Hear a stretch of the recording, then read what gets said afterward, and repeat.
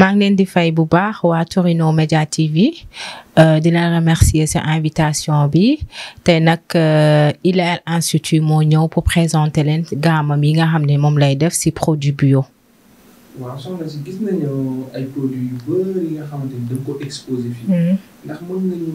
expliquer produit yu nekk benn par benn quoi lan nga ci composé quoi ak produit yi lan lay def en fait ci yaram wala am na ci garab tamit gis nañ fi tamit ay savon yi nga xamante ni tamit gis naa ni savon yi ni ko defaree lii yëpp yaa ko defar daal nga expliquer ñu. waaw déjà damay présenté wu maa ngi tudd Aram Sena Diop je suis esthéticienne polyvalente ça fait maintenant 15 ans d'expérience ma jaar si ay institut yu bëri yoo xam ne Dakar la peut-être xam naa ñi may seetaan dinañ ma xàmmee depuis lors maa ngi soog ça fait 1 an et demi que ma dugg ci affaire yu produits cosmétiques di jaay lépp loo xam ne bio la parce que gis naa ne léegi nit ñi bio la ñu gën a bëgg que loo xam ne c'est trop artificiel donc produit yi moo ngi nii yi ay parfum de chambre la yi ay lavande la yi collagène la voilà xamal leen ko yi ay collagène la yi parfum de chambre la parfum de chambre yi bio la donc c'est fait par moi-même boo ko xoolee nii sax am na ceeb ci biir ceeb ñëpp xam nañ ceeb lan lay def ci nit lii tamit parfum lavande la gis nañ tàngaay bi comme dafa tàng boo utiliser parfum lavande yi day baax day tax sa xet doo am xet ba pare da ngay sentir bon et c'est des produits faits maison par moi-même yi ay mélange savon la yoo xam ne mélange savon naturel la yi ay gommage la gommage bi nag c'est à base d'amande douce yi tamit man maa ko mélanger c'est des produits 100% naturels en même temps pour visage la ak pour corps donc mën ko utiliser 3 fois dans la semaine donc ou 2 fois dans la semaine ça dépend ci nit ki donc day dindi lépp loo xam ne impurité la ci visage ak sébum yi nag ay beurre de karité la beurre de karité yi c'est beurre de karité plus beurre de cacao donc moom laay mélanger lépp c'est bio encore une fois man maa koy mélanger maay def samay mélange maay def yépp donc castré ko ni donc beurre de karité yi dafa baax en même temps dafa am acide de fruits yoo xam ne c'est naturel aussi mën nga ko utiliser pour sa yaram pour le bébé et tout moo ngi ni mën naa leen ko wan ah yi ay lotion le visage pour tache kanam waaw des fois jigéen ñi am nañuy am tuuti ay tache yoo xam ne ci seen kanam la yoo xam ne dañ koy bëgg dindi moo nekk nii collagène bi nag moom c'est des collagènes yoo xam ne collagène brut la donc amul luñ ci mélanger amul dara donc collagène yi mën nga ko utiliser pour sa yaram la donc mën nga ko mélanger ak sa diw bi nga xam ne moom ngay diwoo n'importe quel diw mën nga ko utiliser yii nag moom comme yi nekk ci panier yi ay savon la gis ngeen man maa ko defar ni c'est des savons naturels pour les hommes parce que dama gis ne léegi astuce jigéen ñi ñoo gën a am luñ leen di proposer donc maintenant des fois da ngay gis góor boo xam tout le temps daf may demander Sena lan laa mën a utiliser sama visage wala lan laa mën a utiliser sama yaram man li ma leen di proposer mooy gommage bi góor mën na ko utiliser jigéen mën na ko utiliser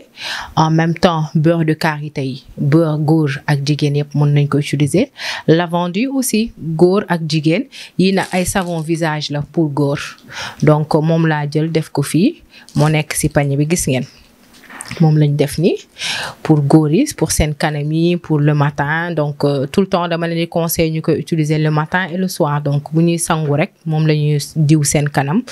seulement ko da ngay gis da ngay am éclat en même temps day dindi tamit ay sébum ndax souvent góor ñi dañuy am ay sébum nag bu ñu ko waxee mooy affaire yu weex yu tuuti yi ngay gis sa visage donc yooyu góor ñi dañ koy am donc ñoom laa koy proposer donc sama gamme yaa ngi nii voilà pour le moment lii rek laa commencé gum def donc après am nañu ak ILEL Institut tamit bi ma ko ubbee tamit yàggul ça fait maintenant 3-4 mois laa ko commencé ubbi après inchallah bientôt dinañu commencer def lépp loo xam ne mooy esthétique sur les soins du visage les épilations la manicure pédicure pour les hommes et pour les femmes tamit donc yooyu tamit c'est en cours mais pour le moment produit la ñu commencer di jaay. waaw c'est vrai dañu la doon laaj parce que souvent dañuy gars yi dañuy wax ñiy jaay comme produit bio la te ñu bëri dañuy dégg bio mais xamuñu lan mooy bio est-ce que mën nga expliquer lan mooy produit yoo xam ne bio. léegi produit bio bu ñu waxee bio mooy lépp loo xam ne dafa naturel ci yaram. parce que léegi nit ñi dañu commencé di utiliser ay produits bio mooy affaire cosaan boo nee bio rek affaire cosaan la léegi dañu jël yëfu cosaan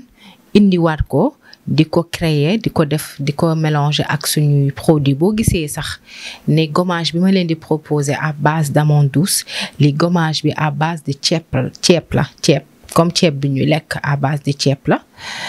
yii tamit beurre de karité yi gisoo ñun suñu beurre de cacao bi nga xam ne moom laay utiliser mélange bi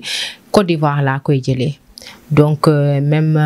karité bi aussi maa ngi koy jëlee entre Casamance wala Kédougou ça dépend si samay fournisseur mais bio instant yi ñëpp moom la ñuy utiliser parce que moo baax léegi ñëpp bio la ñuy utiliser. léegi Sera dafa benn affaire bu ma gis xaw ma lu rose la xaw ma. mooy bii. waaw loolu laa bëgg a xam loolu lan la daan ak ci lu ñuy def ci bopp la wala. non produit bi collagène la moom la ñuy wax collagène am na ñoo xam ne nag seen collagène yi dañ koy jaxasee ak ay huile éclaircissant pour ñu leen di xeesal mais man bii collagène la boo xam ne lépp kii la nu mu tudd bio la. mais souvent nag damay am ay clientes aussi yu may woo ne ma Sena bëgg naa collagène bi au lieu mu nekk brut dama koy mélanger tuuti moo am tuuti éclaircissant mais souvent nag par des fois dama koy def mais éclaircissant bi du nekk éclaircissant boo xam ne dafay fort éclaircissant la boo xam ne day dindi tache day setal sa yaram te collagène moom ku ko dégg rek am na collagène yoo xam ne sax léegi moom la ñuy naan mais man bugguma di proposer sama cliente yi loolu damay bëgg di leen proposer collagène bi nga xam ne brut la mun nañ ko jaxase ci seen diw da lay jox éclat day setal sa yaram bu baax a baax boo xoolee même lotion bi gis nga bu jaune bi des fois dañ ma naan jaune bi lan la jaune bi pour visage la sa lotion visage day dindi tache pour sa kanam des fois da ngay gis ñu am ay cernes ni wala ñu am ay boutons petit bouton yi da koy dindi donc il faut l'utiliser chaque soir. léegi comme produit bu jaune bi nga génne. comme produit bu jaune bi est-ce que ñi nga xamante ni wax nga tache te tache dafa bëri am na ay picc am na ñi nga xam ne dañoo xam. am na dañoo ñun lan nga leen di conseiller ci sa produit yi. léegi ñi may lii pour lotion bii moom pour ñi nga xam ne dañoo am ay tache rek la. donc tache moom ñëpp ko am des fois teint noir sax da ngay gis mu am ay cernes à cause de la fatigue wala des fois mu am ay petits boutons da koy dindi mais li nga xam ne ay heure la moom am naa bientôt dina ñëw am naa lotion boo xam ne day dindi heure yoo xam ne sa kanam la wala ci sa yaram incha allah dinaa leen ko proposer même sama beurre de karité bi nouveau-né mun na ko utiliser parce que tout est bio. donc ku soogu juddu boon nga ko dàmp jigéen bu accoucher aussi mun na ko utiliser ñu ko koy dàmp mun nga koy def ci say diw mais comme période tàngaay bi nag instant bi dafa xaw a tàng la plupart duñ ci bëri ay commande parce que commande yu du bëri parce que tàngaay la mais seddaay bi moom macha allah dañ ci am commande yu bëri moom même parfum de chambre bi boo xoolee gis nga ceeb laa ci def. waaw foofu bëggoon naa la laaj parce que man ceeb la plupart ci ndox laa koy gis ñu koy naan. te su ma gisee ñu def parfum te li ma jaaxal mooy. maa ngi mës a gis nit bu composé ay parfum te lépp doon lu naturel. xam nga amul dara ay alcool. bëgg naa nga expliquer ñu ko tamit tuuti. waaw comme je disais rek parfum de chambre bi man maa koy mélanger te ceeb moom ñëpp xam nañ ne des fois da nga koy def ci ndox pour naan ko mais en même temps da lay jox odeur bu neex donc maa toog rek ma ne pourquoi pas xaama essayer xool def benn création tuuti avant nag daana ma ci woon def ceeb mais après dama essayer ceeb bi di ko utiliser sama kër ma gis ko ne dafay neexal sama parfum de chambre man ne léegi pourquoi pas dinaa ko ci def mais ceeb bi moom macha allah depuis bi ma ko commencé di ko def moom sama clientèle yi surtout parfum de chambre yi dañ ma koy laaj lu bëri. am na tamit leneen lu ñu gis ne première parce que la plupart ku ci defal say gamme la plupart ci femme yi indexé mais dama gis sànq yaa ngi publié savon yoo xam ne c'est pour les hommes. c'est une première. loolu tam bëgg naa nga ñëw ci tuuti daal parce que lii moom lu am solo la yenn saa yi ngeen ciy bàyyi góor yàlla yi ay. waaw gis nga moo tax ma proposé leen gisoo des fois même gommage yi dama koy proposé souvent góor yi pour seen yaram pour seen kanam saabu yi tamit. dama ne pourquoi pas mënuñu def dara te góor yi duñ si bokk donc loo tax ñu boole si xale yi góor yi donc te ñoom macha allah ñu bëri dañ may woo Séna dama soxla si saabu yi jaay ma si dama si soxla bu baax a baax donc moo ngi leen di apporter ay bienfaits yu baax donc en ce moment comme di may jaay aussi maa ngi jaay Dakar. maa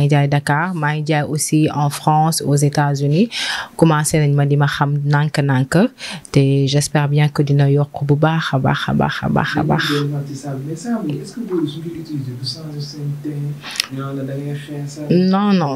non saabu yi du changer sa teint au contraire des fois gis nga góor day utiliser sama gommage bi gis nga comme gommage bi da ko utiliser bu ko frotter visage am danaa Séna maa ngi leer mais leer bi du question que dafa nga xees mais c'est juste que sa kanam dafay am éclat sa yaram bi tamit dafay am éclat loolu rek la mais du xeesal man sama produit du xeesal ça dépend am na ñu may laaj Séna est-ce que c'est juste que collagène bi par contre collagène bi des fois ñu ma ne ma Séna defal ma si tuuti éclaircissant boo xam ne c'est naturel du ma sonal te du ma indi réew bu boobaa ma defaral la ko mais sinon yëpp c'est bio yëpp c'est naturel te bëgguma yem fii tamit bëgg naa bientôt incha allah xam naa ne en 2022 incha allah buñ fi yàlla bàyyee si jàmm ak salaam dinañu créer ay senteurs yoo xam ne c'est naturel dinañ créer aussi ay huile yoo xam ne pour utiliser pour yaram la aussi incha allah yooyu dinañ ko créer bientôt parce que ak ILL Institute tout le temps damay bëgg ñuy def ay innovation donc loolu moom c'est en cours ñu ngi siy liggéey bu baax a baax incha allah. nañu sànq ba nga préparé affaire yi di def gis nañu monsieur nekk ci di jàmm fii loolu tamit mu jaaxal ni c'est une première ñu laaj ndax loolu monsieur wala jàngal formation wala def dosage bi mélange wala nu mu demee daal ndax comme non monsieur man maa ko jàngal mélange yi moom souvent nag il met beaucoup sur samay produits moo si jàpp ñooy ànd dem jëndi bagage yi mooy ñëw sol mooy ñëw def mélange yi mooy décorer des fois souvent sax damay liggéey ma liggéey dama ko naan est-ce que mun nga ma defal si sachet bi lii ak lii donc da koy def même mélange yëpp la mun léegi macha allah moom da si jàpp bu baax a baax lépp la xam léegi avant xamu ko woon mais xam nga boo amee jabar boo xam ne esthéticienne la te si lii lay yëngu tu es obligé xam affaire yi quoi. waaw loolu moom am na solo moom kon loolu lañ ko léegi yow lan nga mën a ñaax sa moroomu jigéen ñi nga xamante ni bëgg nañu te xamuñu ak ñi nga xamante dañuy utiliser diw yi nga xam ne wala gommage yi nga xamante ni dafa am hydroquinone baaxul genre day yàq yaram daal ñun lan nga leen di conseiller. waaw li ma leen di conseiller mooy ñuy souvent di dem ci esthéticienne yi xam nga man lii sama métier la dama ko jàng ça fait maintenant 15 ans may yëngu ci liggéey bi donc macha allah ñu bari xam nañ ma ci donc moo tax léegi ma créer sama propre marque te bëgguma yem fii bëgg naa ñu bari di ma xam bu baax a baax donc xale jigéen yi nga xam ne xamuñu ñëw ci esthéticienne yi di leen laaj te en même temps man je fais les produits mais en même temps je suis conseillère souvent il y a des gens qui m'appellent naan ma Séna dama am picc dama war a soxla lii dama bëgg def lii donc souvent dama leen di conseiller ci loolu donc nañ dem ci esthéticienne yi parce que nous on est là pour ça te franchement gis naa ne même bu dul man sax gis naa am naa sama yeneen morom yoo xam ne dañ siy yëngu bu baax et ça marche ça commence à marcher bu baax a baax. waaw fu mu nekk nii nag serveur bi moom gars yi ñu ngi woote parce que internet affaire bi. léegi nag yow da ngay joxe sa adresse ak gars yi suñu bëggee tamit joindre la au niveau de la diaspora. waaw sama pour joindre ma man maa ngi dëkk Yoff Apexi sama numéro bi mooy 77 879 02 33 donc képp ku bëgg commander mun nga ma woo ci WhatsApp mën nga ma woo si di nga ma gis tamit TikTok mën nga ma woo tamit si appel normal donc je suis toujours disponible mais souvent nit ñi sax WhatsApp lañ may yónnee message di laaj ci ay renseignements si côté diaspora bi ak fii yëpp donc maa ngi invité ñëpp ñu ñëw xool samay produits essayer samay produits xam naa dinañ si gis résultat bu baax a baax a baax a baax incha allah. am na lu ñu foog ci wéeru mbéy dañ ko ciy ñambaas rek ñu ne yaa ngi préparé benn festival bi nga xam ne lépp bio la. foofu noonu fan ngeen ci toll. waaw festival bi moom ce sera pour bientôt dañ si ànd ak waa Torino Media TV yéen lañ si àndal ñu accompagner leen tamit parce que festival moom buñ ko defee Dakar lu am solo la te ñu bari mun nañ la si xam donc képp koo xam ne jigéen nga te yaa ngi seetaan di nga seetaan vidéo bi nañ leen di contacter comme ça ñu mën a bokk si festival bi pourquoi pas parce que loolu moo tax ñu ngeen def ko donc nañ leen contacter ñu booloo def festival bi macha allah ñi mu réussir. Inch'Allah ILEN Institute dina participer ci festival bi donc voilà. Mot de la fin, je remercie tout le monde. Je remercie tout le monde bu baax a baax di remercier aussi sama clientes yi nga xam ne ñoo ma jox confiance tout le temps di commander samay produits di ma jàppale ak ñi nekk tamit ci ginnaaw ILEN Institute souvent dama leen di forcer sax di leen dugal leen vidéo yi ngeen def ko partage sur WhatsApp donc ñoom ñëpp dañ koy def maa leen di remercier sama ay xarit mention spéciale à mon mari qui est là qui m'aide toujours qui est toujours là qui m'épaule voilà. Merci. À bientôt.